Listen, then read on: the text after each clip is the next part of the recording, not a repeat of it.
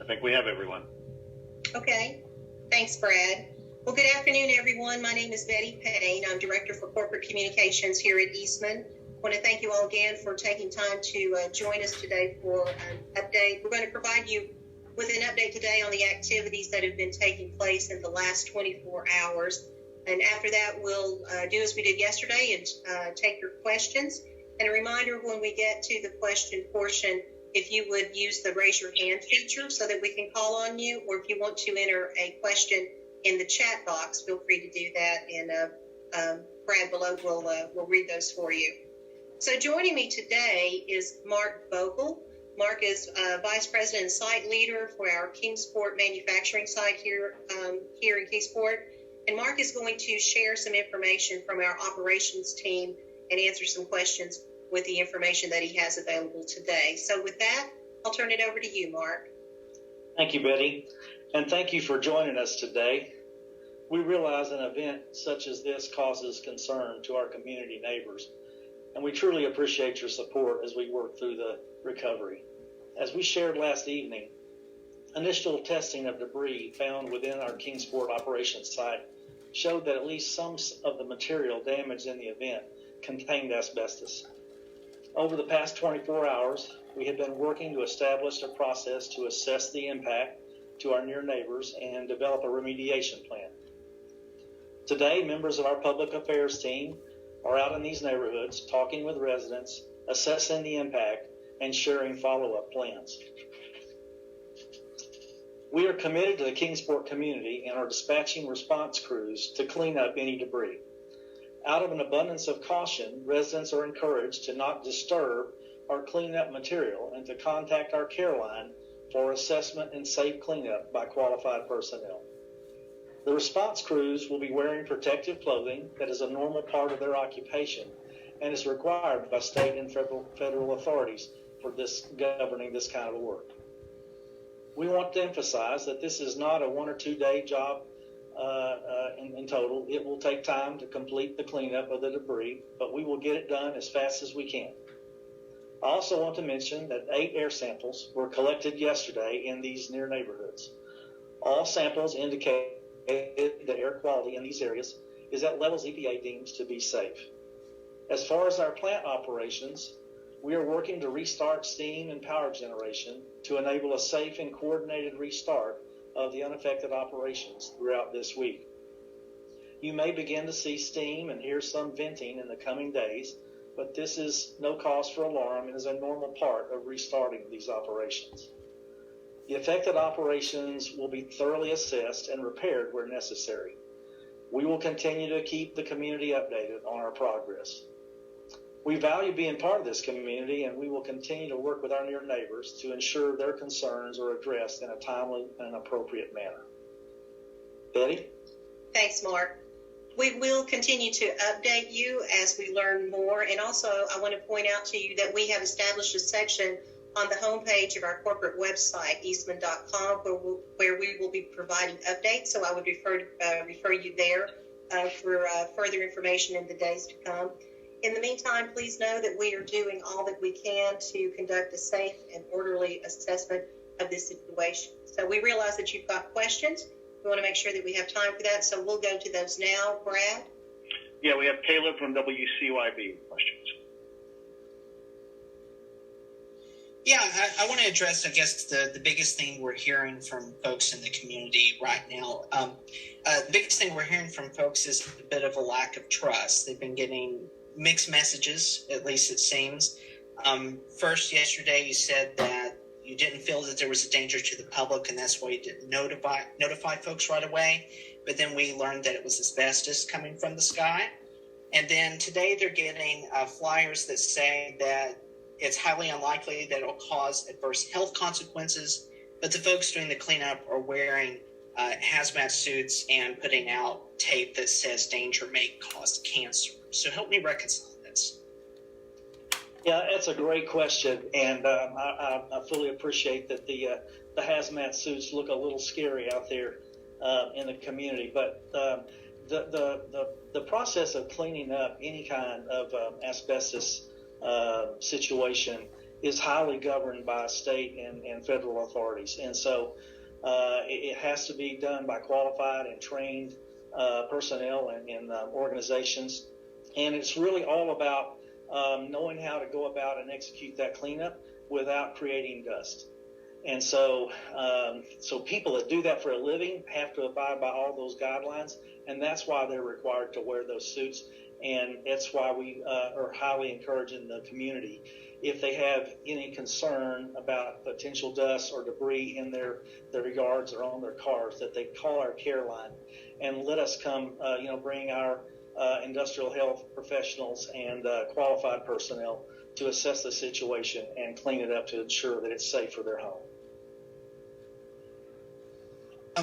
What about yesterday? Was that a danger, that being in the air coming down while folks were, out in the community? So,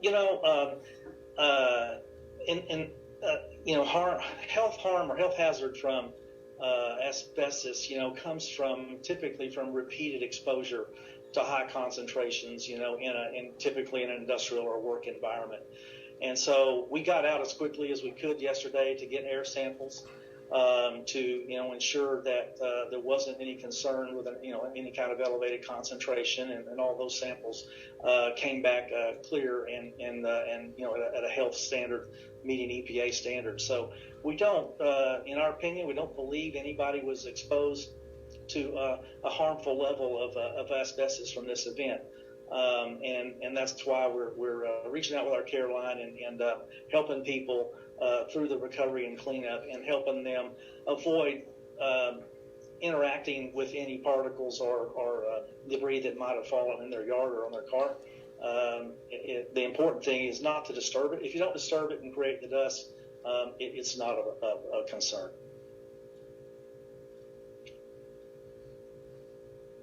Tell me about the cleanup process, particularly wondering about how you'll get, particles that are in the grass or may have landed in bodies of water. So again, that's why we're engaging. We have on-site contractors all the time that do this work day in and day out in our facilities. In the normal course of our capital projects and our maintenance activities, we occasionally come across equipment or buildings that, in the period that they were constructed back in the 60s and 70s, where asbestos was common, you do have to be concerned about that and manage that appropriately. So we're used to doing that day in and day out. Now, we are in the process now, though, of securing additional people that are qualified and certified to do this kind of work, to fully assess the situations like you just described, whether it's a yard or, a water body or whatever it would be, a roof, anything around the home, and to come up with an appropriate plan for cleanup by people that are trained experts.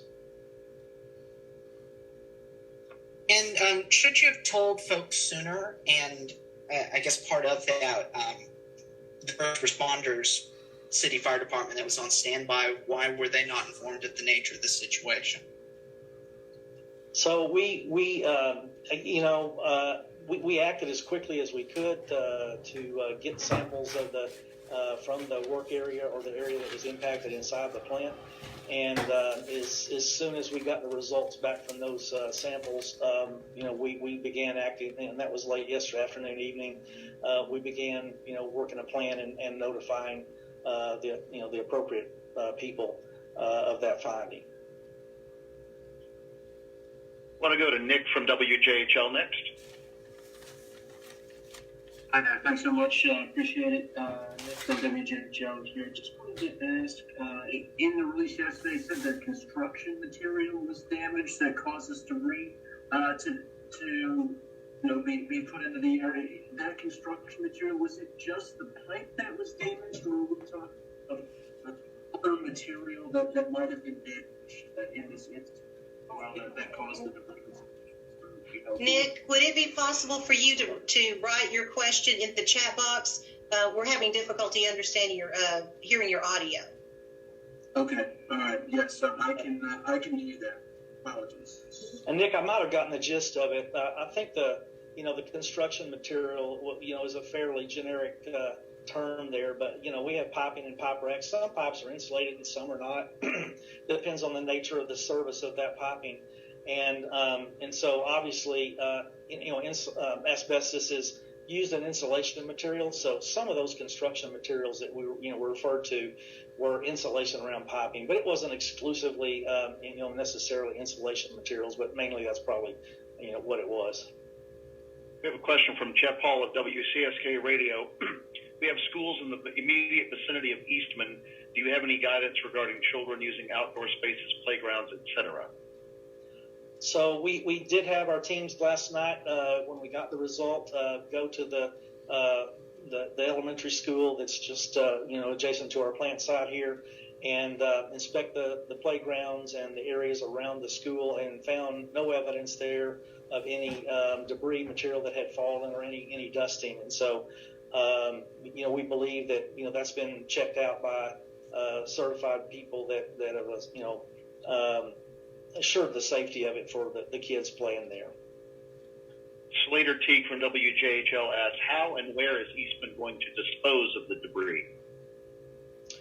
So I don't know those exact details at this time, but again, it's a normal part of our business to dispose of asbestos debris, and we will follow all the regulations and permits that go along with that activity.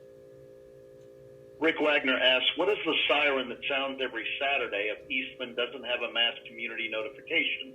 A neighbor near the site says she heard sirens go off Monday morning at the plant.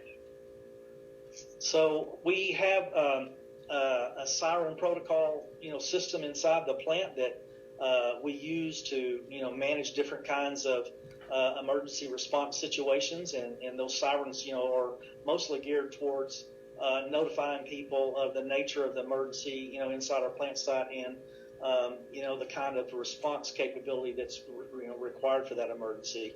Now, we always, when we have an emergency situation, assess it and work with local fire and police leadership to determine if there is any potential for an off-site impact, and if there is, we work with those officials to manage notifications and communications in the community.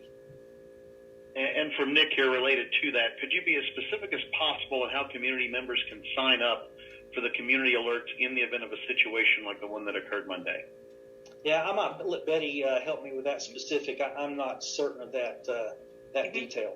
If you go to the City of Kingsport's website, there is a location on their website where you can sign up for that alert program. How long will it take to gather and dispose of the debris? Rough estimate. Oh, that's hard to say exactly. We're trying our best to maximize the amount of cleanup we can get done today. We're out there with all the resources that we have available today, and going through the near neighbors and in the affected area and doing all that we can today. And we'll just have to assess after those. We've had professionals in the area and look at exactly what's there to determine if there's additional cleanup and of a different nature. It's one thing to clean a car; it's another thing, to think about a yard cleanup or a roof or something like that. So it's just hard to say exactly how long it will take. I personally don't think it's going to take that long, but we will stick with it until we have it done, sufficiently and safely. Which local, state, and federal authorities have been notified of this event? Well, there's a host of authorities that govern our operations out here, but certainly the Tennessee Department of Environmental and Conservation, TDEC, OSHA, the Chemical Safety Board, the National Response Center, EPA. These are all agencies that, in an incident like this of this nature, we are required to report to, and we did so in a timely manner. Do you know how many pipes at the plant have asbestos insulation? No, I do not. That's hard to say.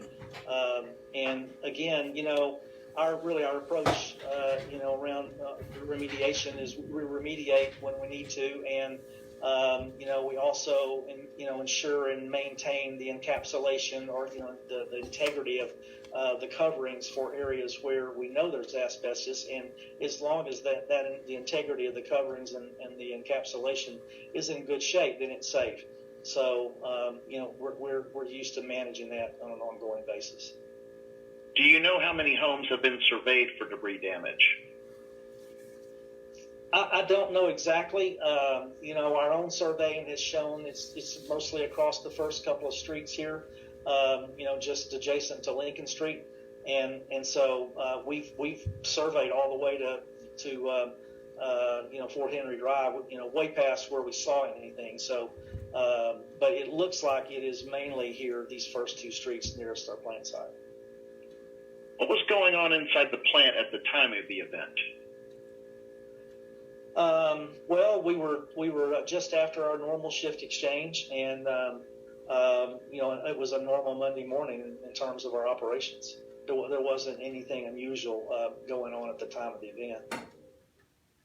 Getting back to the siren system, when did Eastman cease using the siren system to warn nearby neighborhoods, and why? So that one also predates me, Betty. I don't know if you've got any more detailed information on that. I can't tell you the specific date. It's been several years ago, but as new technology became available for alerting systems, we were trying to move to that. If you think about notifications from schools and other areas where they use the texting or the alerting system, by digital notifications, the reverse 911 system for the city lends itself to that, and it was more modern technology to be used. So our sirens were becoming older and needed replacing. So it was time to modernize and move to the more modern system, and that's why we discontinued our sirens here on site. Those that you used to hear, you'll hear people in the community talk about hearing the Eastman sirens noon on Saturdays. We don't do that anymore. Those sirens were dismantled several years ago. Whose sirens you are hearing? I know that some of the other companies in the area, do have them, so you're probably hearing one of those.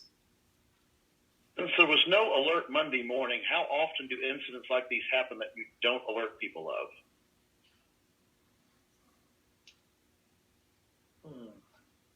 I'm trying to understand that question. So how often are incidents occurring inside the plant that don't warrant notification outside?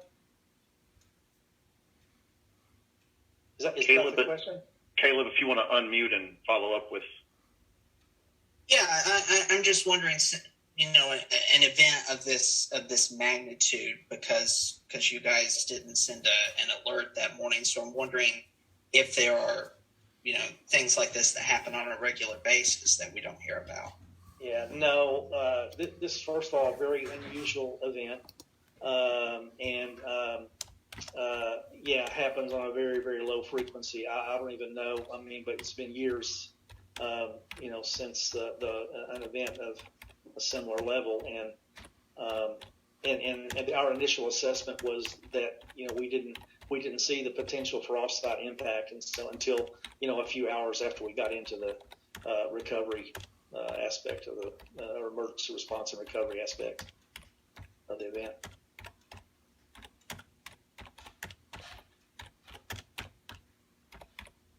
Is that it, Brad? Can you talk about the nature of the injuries suffered by the employees and how are they doing today? So all 5 of the employees are doing well today. Some scratches and bruises. I think in one case, they twisted their ankle when they turned to run away from the steam leak. So, but fairly minor. Fortunately, fairly minor injuries. We're thankful there were no life-threatening injuries from this incident. Those are all the questions we have. Okay, I want to thank everyone again for making time to join us this afternoon for this update. As Mark said earlier, this is going to take some time to work through the recovery, and we appreciate your interest and the questions that you brought to us today. We'll continue to provide updates as we have information available, and we'll be sure to alert you with those as we have with our media advisories that you've been receiving. So thank you again for being with us this afternoon.